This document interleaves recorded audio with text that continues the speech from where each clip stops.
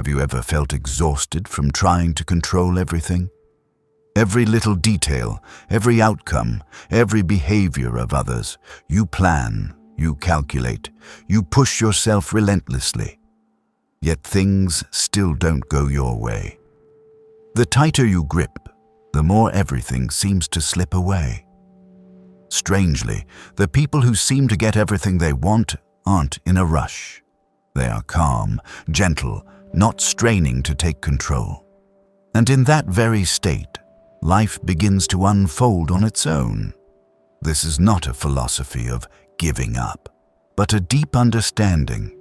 We cannot control outcomes, but we can always control our response. Stoicism taught this thousands of years ago. Today we'll dive into one of life's core lessons: how to let go the right way so life can move in its natural rhythm. And from that stillness, we begin to draw in what we long for, not through force, but through trust. 1. From control to freedom. It begins with letting go. In modern life, people are increasingly obsessed with the need for control. We want everything to go exactly as planned, for others to behave according to our expectations, and for results to arrive at the moment we choose. The feeling of control offers a false sense of security, making us believe that if we can manage every variable, we'll avoid risk, failure, or pain. But in truth, the more we try to control, the more likely we are to burn out and lose direction. Because the more we cling to what lies beyond our control, the more we forfeit our inner calm. We often confuse responsibility with control. Responsibility is doing our part well, thinking clearly, acting with intention, preserving virtue, and maintaining inner discipline. Control, by contrast, is the attempt to manipulate what we cannot, like time, other people, or final outcomes. And this is the source of tension. We're not exhausted from doing too much, but from worrying about things outside our hands. Like someone straining in a raging river, the more they flail, the more they tire. Only when they stop resisting the current can they begin to float. Stoicism has long pointed out this simple truth. Epictetus taught, "Some things are within our control, others are not, and only the wise know to focus on what's theirs to manage." Marcus Aurelius called this inner freedom, a state in which one is no longer dragged by ambition or fear, but stands firm in reason and dignity. What's striking is that this freedom doesn't come from possessing more, but from letting go. When you stop trying to manipulate outcomes, you make space for wise action. Imagine someone gripping a handful of sand. The tighter the grip, the more it slips through. But if they open their palm, receiving gently, the sand rests peacefully. Life works the same way. When we force things to unfold according to our will, we unknowingly block the natural flow of existence. When we let go, not give up, but release control, everything begins to move more freely. A clear example lies in relationships. Have you ever tried to make someone understand you, love you, act the way you wanted? The more you tried, the more distant they became. Because human nature resists imposition with resistance. But when you stop trying to control them and instead hold firm your own boundaries and dignity, the relationship becomes more breathable. Peace doesn't come from changing others, but from accepting that they have the right to be who they are. And you have the right to choose how to respond. The same applies at work. Some people try to plan every detail of the future, control every move, every reaction, every possible risk. But life doesn't follow a script. Uncertainty is inevitable. Those who accept this learn to adapt, to respond and to remain calm amid change. Instead of saying, "Things must happen this way," the Stoic says, "I will do my part, the rest I leave to unfold as it will." This is not passivity. It's a kind of intelligent action, where one no longer wastes energy on what is useless. When you stop trying to control, something strange happens. You regain your power. You're no longer a puppet pulled by fleeting emotions, but the quiet commander of your own mind. You begin to focus on what matters most: virtue, reason, presence, and purposeful action. And from that foundation, you build a life stable from within, unmoved by external noise. This is what the ancients called spiritual freedom, a kind of freedom no one can take from you because it does not depend on circumstance. True freedom doesn't come from power over others, but from not being ruled by them emotionally. No one can make you angry unless you choose to react with anger. No one can make you insecure unless you place your worth in their hands. When you understand this, you begin to let go, not from weakness, but because you've grown stronger. Letting go is the first step toward a conscious life, where you no longer chase, no longer struggle, but dwell in the present and act from clarity. Remember, control is an illusion, but choice of response is real. When you pause, look deeply into what you're gripping and ask, "Is this truly within my control?" You begin the path to freedom. Freedom doesn't come from making the world obey. It comes from quietly mastering yourself. 2. Detach from outcomes. Live the process. Deep down, all of us hope that our efforts will lead to worthy results. We work hard to be recognized, love sincerely to be loved in return, and discipline ourselves in pursuit of our goals. But it is our attachment to outcomes that often causes us pain. When you tie your happiness, worth, or self-respect to something that hasn't yet happened, you are no longer living in the present. You've abandoned the process and placed all your focus on a future that has not yet arrived. As Marcus Aurelius once reminded us, peace comes when you stop hoping for things to happen in your way and accept them as they come. The more we expect outcomes to arrive on time, in the right form, and according to plan, the more easily we fall into disappointment.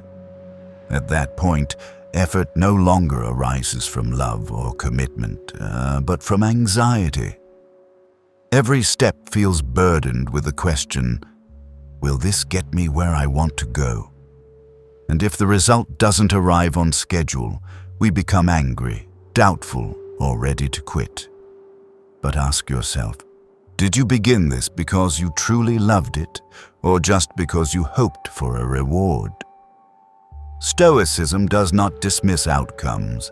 It simply places the process first, because only the process lies within your control. Epictetus said, "Don't seek for things to happen the way you want them to. Rather, wish that they happen as they do, and you will go well."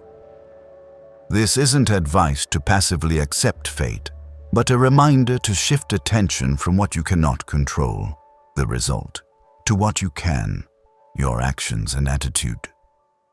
When you focus on the process, each step you take becomes meaningful, whether or not the final destination is reached. Think of an artist painting a canvas. If all they think about is how perfect the painting must be, how it must be praised, or how much it will sell for, then every brush stroke becomes a strain. They no longer paint from emotion, but from fear of judgment. But if they immerse themselves in each stroke, each hue, and allow themselves to be fully present in the act of creation, then the process itself becomes the reward. And strangely, Works born from such honesty are often the most well-received, not because they tried to please, but because they were true. This principle holds across every part of life, from work to love.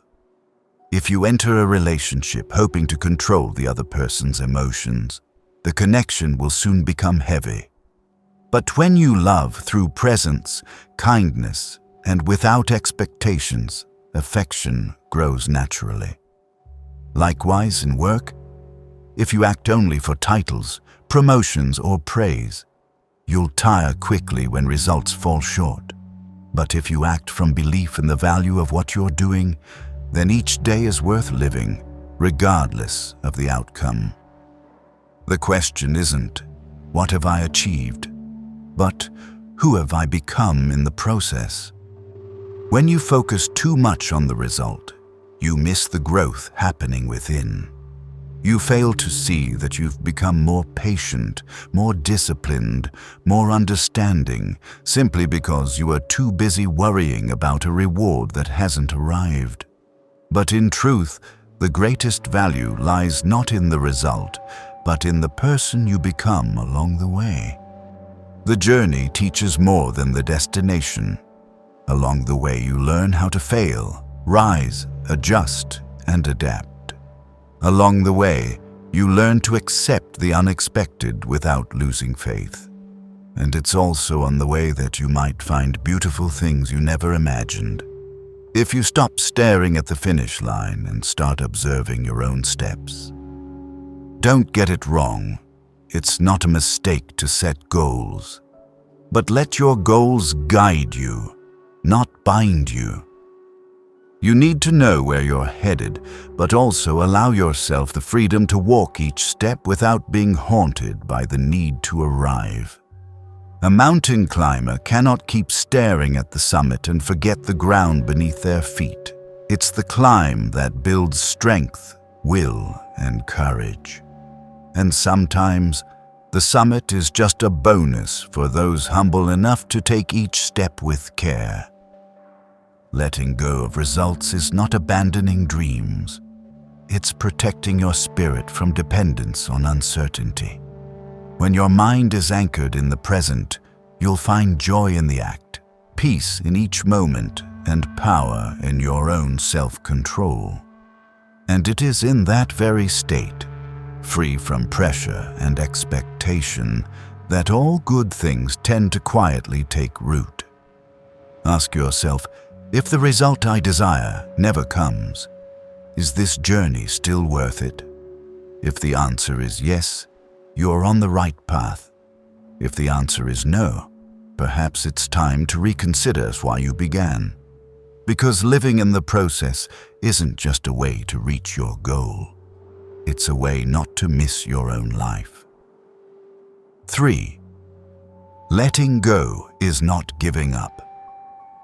Many people fear letting go because they believe it means failure. We're taught that if we want something, we must persist to the end, fight relentlessly, and never give up.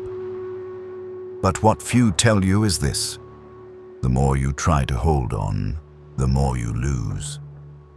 Some actions, the more you cling to them, the more direction you lose. And some goals, if you lack the courage to release them, you may lose yourself before ever reaching them. Letting go, when rightly understood, is not surrender. It's a kind of victory, a triumph over ego, ambition, and fear within you. In Stoic philosophy, letting go is a deliberate act, not a retreat. It is the act of someone who clearly understands the boundary between what can and cannot be controlled.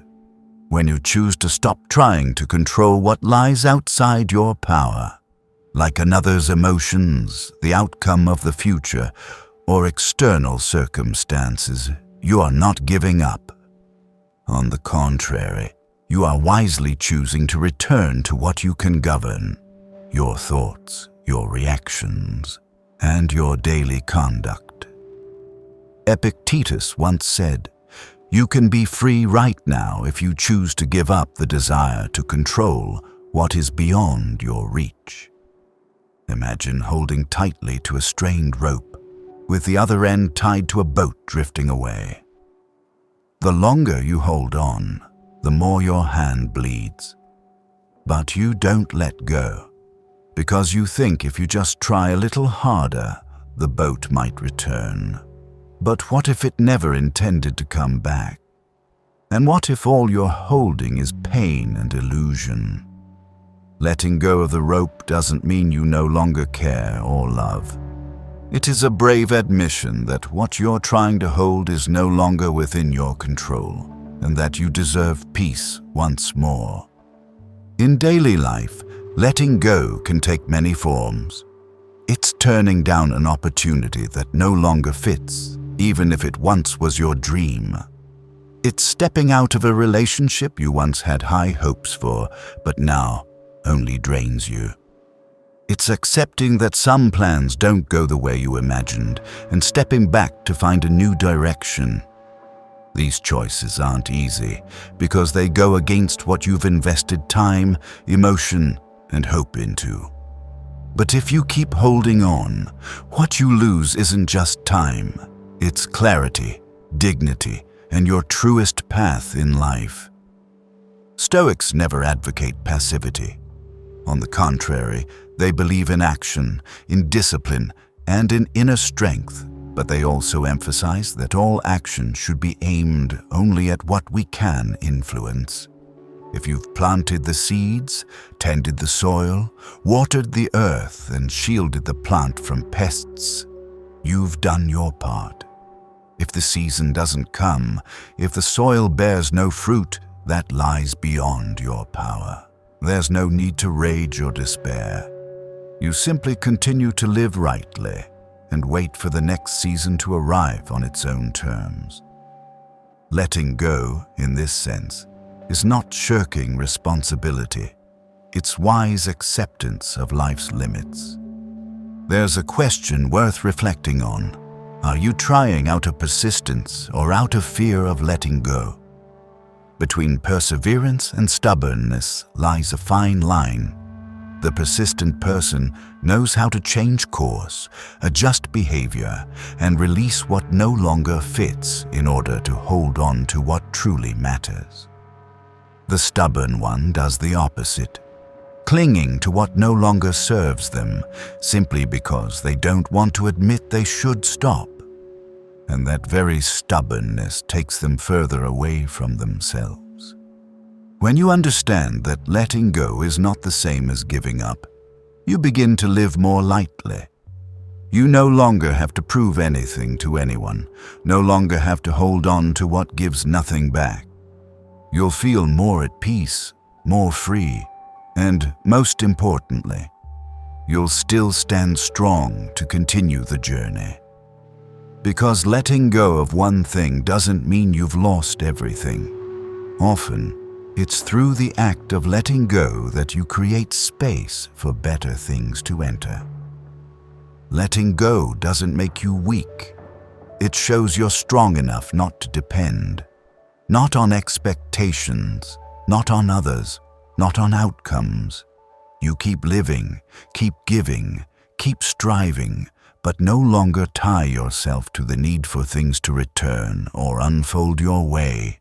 That's when you stop measuring your worth by what you achieve and start measuring it by how you live, how you respond, and how you grow. Remember, giving up is quitting what's right because you've lost faith. Letting go is quitting what's wrong because you've gained clarity. These are two very different things. The one who gives up runs from pain. The one who lets go protects their clarity. And that clarity is the light that guides the path of a life well lived. 4. Stillness. The strength of those who don't need to prove. We live in an age where everyone wants to be seen, to be heard, to be acknowledged. From social media to daily life, we are surrounded by self-assertions, credentials, achievements, and curated images designed to impress. People strain to prove their worth, not only to others, but often to themselves. Yet the more one tries to prove, the easier it is to lose stillness. Because the need to prove something means you haven't fully trusted your inner worth. Stoicism doesn't teach us to seek attention. It teaches us to master ourselves in silence.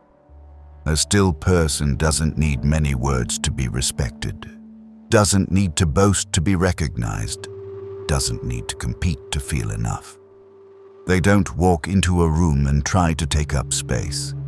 They simply are, with steadiness, presence, and wholeness. And that very quality is what makes them stand out. Because in a noisy crowd vying to impress, the one who does not try is often the one most remembered.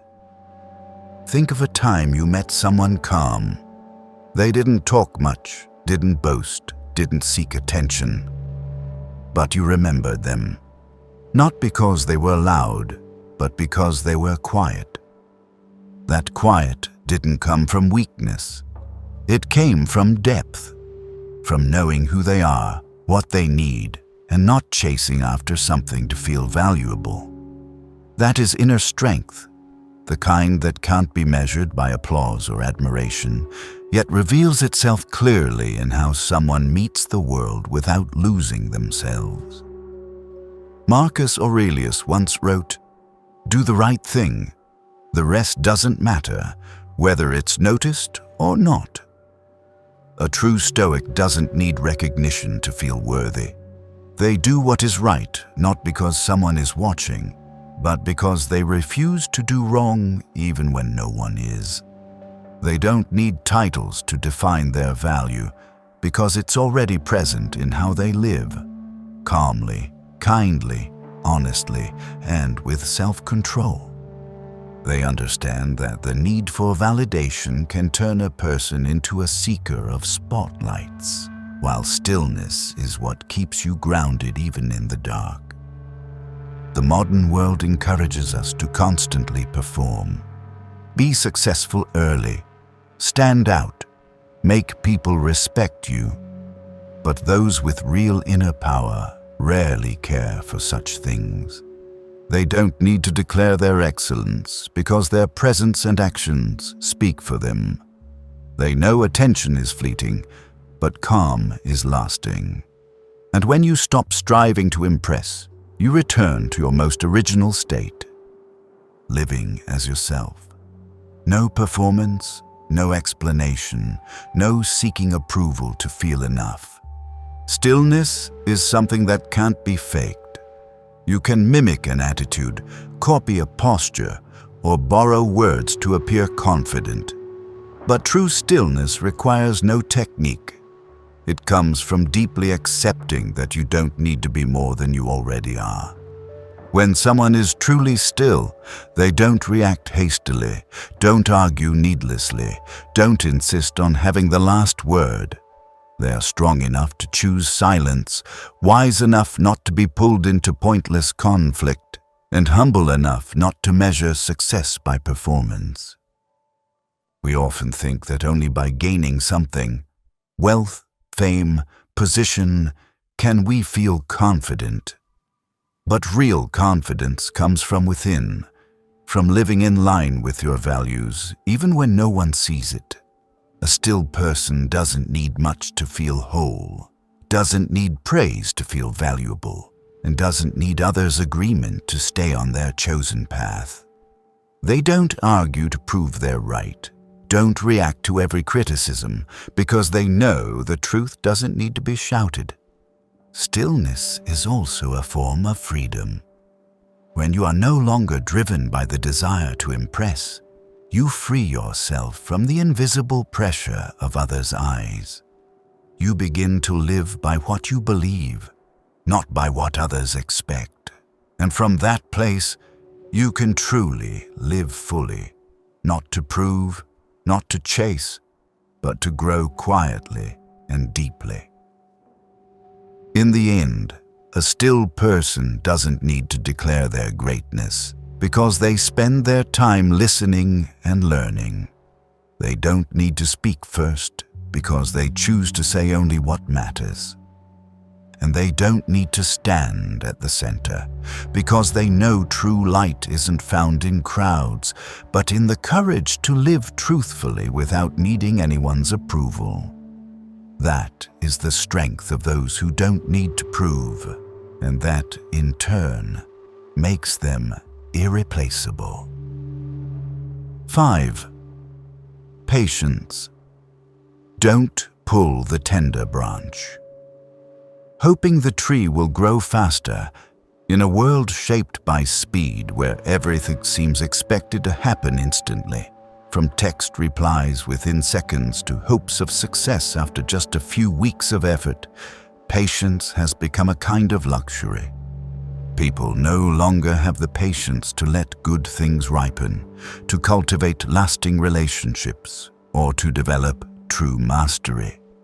And it is precisely because of this that the patient stand out.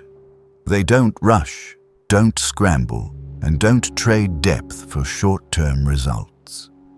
They understand that, just like a tree needs time to root, rise, and bloom, everything valuable in life takes time to take shape. We often find ourselves disappointed not because things don't happen, but because they don't happen fast enough. We look around and see others getting what we want while we are still struggling, and from there, we begin to doubt ourselves. But perhaps what we forget is, each person has their own season. No one blossoms at the same time, and if you try to pull the tender branch to make it grow faster, you only tear the roots or break the tip. In nature, there is no forcing. Every sustainable growth requires process, and so does human life. Stoic philosophy emphasizes that nothing great is created overnight. Epictetus once wrote, "No great thing is created suddenly. Even the fig, if you say you want it now, it still needs time to ripen. Wait for it, let it grow." That wisdom doesn't only apply to figs, it applies to every journey of depth. You can't force a relationship to become profound after a few encounters. You can't force yourself to mature in a few weeks of training. And you can't turn a grand dream into reality with just a few months of effort. All valuable things require a combination of time, discipline, and trust. Patience is not passivity. It is a quiet form of action, where you continue working, continue striving each day without demanding that results arrive immediately. The patient don't sit waiting for luck. They plant each seed, tend each branch, knowing there will be sunny days, rainy days, and days that seem meaningless. But still, they persist, because they understand that every action today holds value, even when the outcome is still unseen. Think of a farmer. They don't plant and then dig up the soil every day to check whether the seed has sprouted. They sow, they tend, and they trust. That trust doesn't come from illusion, but from understanding that nature has its own schedule, that all life needs time to emerge. One who lives with a stoic spirit is the same. They don't stop trying, but they don't let results control their mind. They live in the present, do what needs to be done, and let time complete the rest. In personal life, patience is the foundation for nurturing real connection. You can't make someone trust you instantly. Can't expect an ideal partner to appear after just a few meetings. Just as you can't force a flower to bloom before it's ready. But if you are patient, present, listening, and observant, you'll see emotions slowly open up, trust slowly take root, and love, when it comes late, will be deeper, more genuine, and more enduring. In work and career, patience is what helps you go far. Success comes from accumulation. accumulation of skills, of experience, even of small failures that build great resilience. Many people give up not because they're incapable, but because they lack the patience to continue when results don't show. But if you can take one more step, and then another, and then another, each of those steps, though slow, is bringing you closer to where you're meant to go. Because the real danger is not in walking slowly, but in stopping midway for lack of faith. Marcus Aurelius once wrote, "Be patient, don't rush, don't force.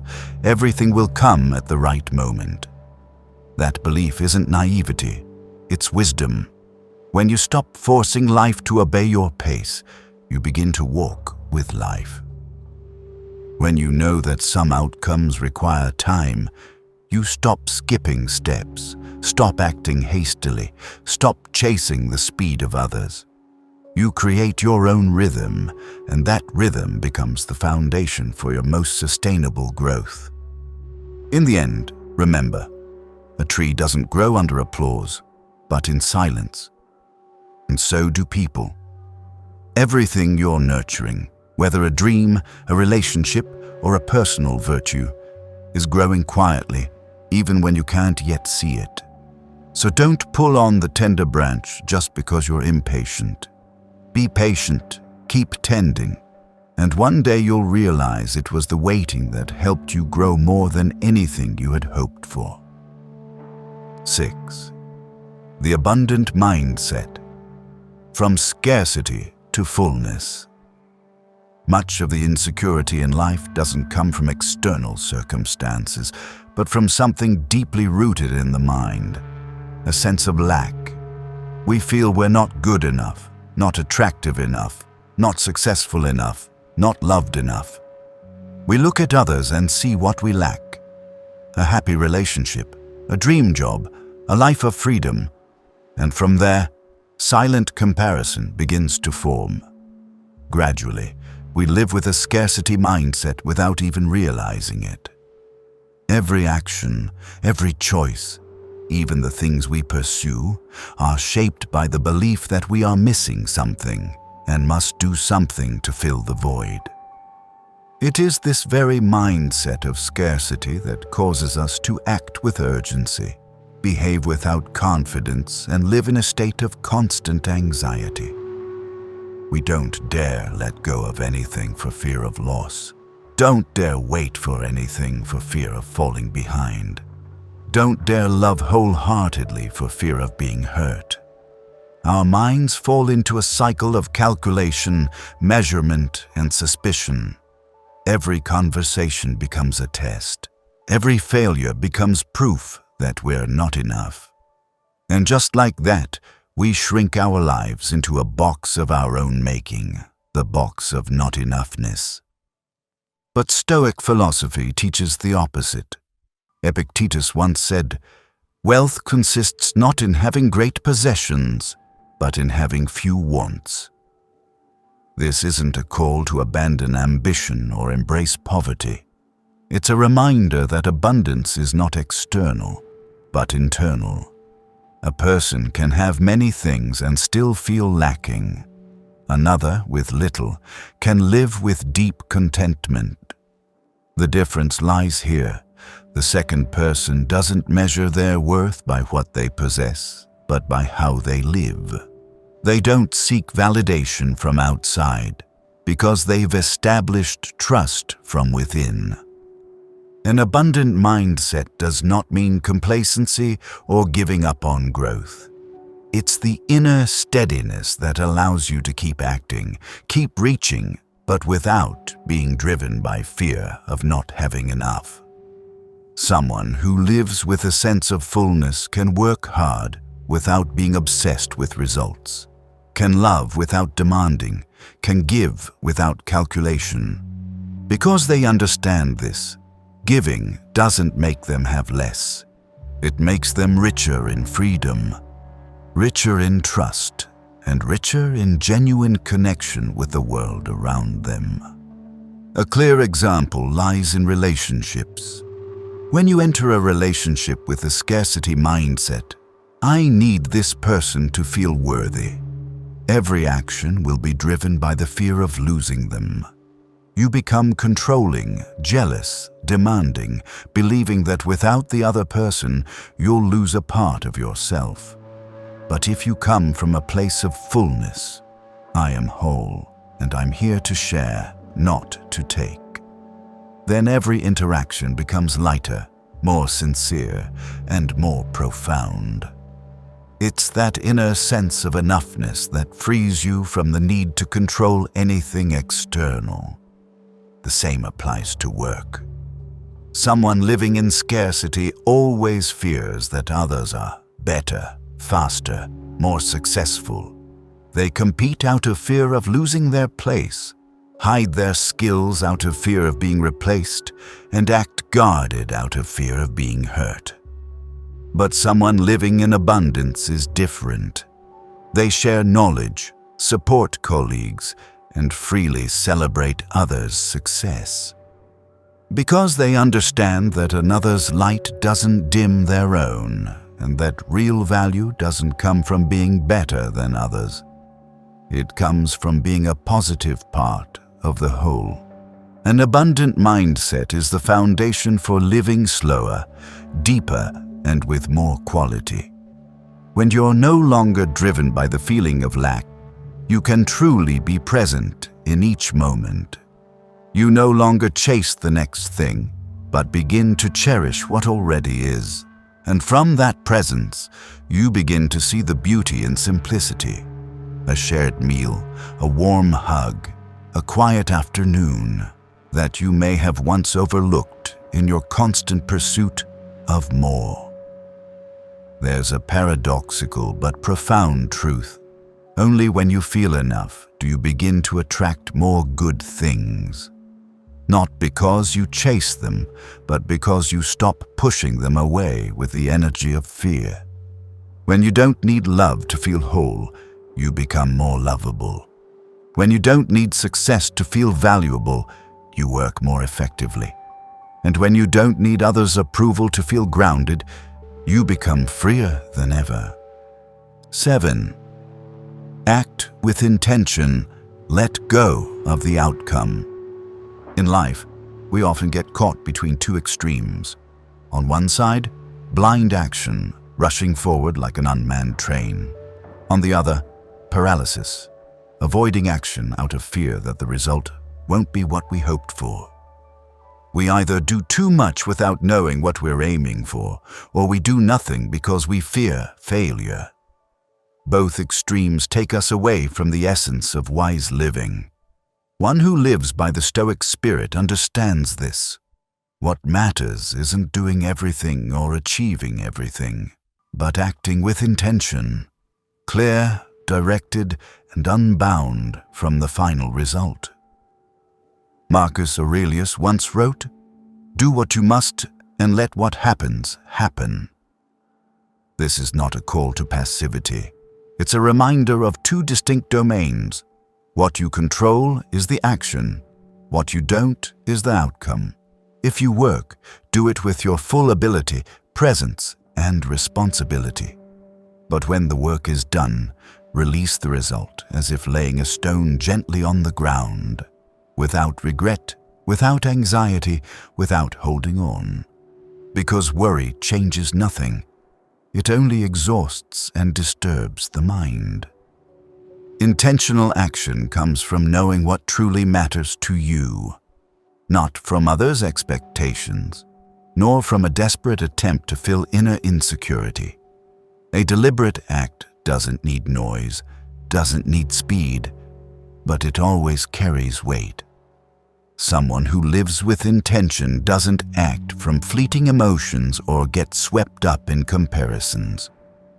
They know why they do what they do, whether it aligns with their values, and they are willing to walk that path patiently, even if no one cheers or notices.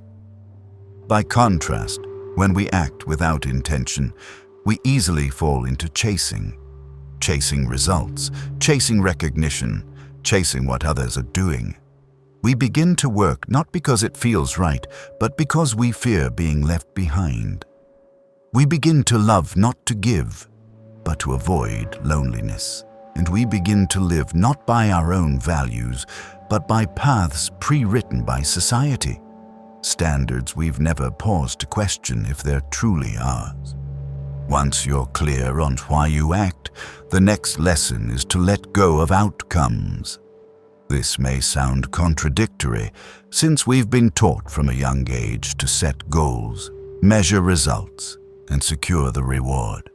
But in truth, outcomes are never fully ours to hold, and clinging to them only weighs the journey down. You can train every day for a competition, but cannot fully control winning or losing. You can give your all to a project, but cannot control the market's response. You can love someone with all your kindness, but cannot control whether they stay or go. Letting go of outcomes doesn't mean apathy or lack of ambition. It means releasing rigid expectations and the forceful attitude we often impose on life. When you let go, you are no longer driven by the fear of, "What if it doesn't work?" And instead, you focus wholly on each step. You learn to enjoy the act itself. Not because it guarantees anything, but because you believe in the inherent value of the act. And when you do the right thing simply because it is right, not because it ensures success, you become free. I used to live in a constant state of lack. Lack of time, lack of opportunity, lack of recognition, even lack of trust in myself. I tried to control everything, from work to relationships, simply because I feared it would all collapse if I let go. But the more I controlled, the more exhausted I became. The more I expected, the more disappointed I felt.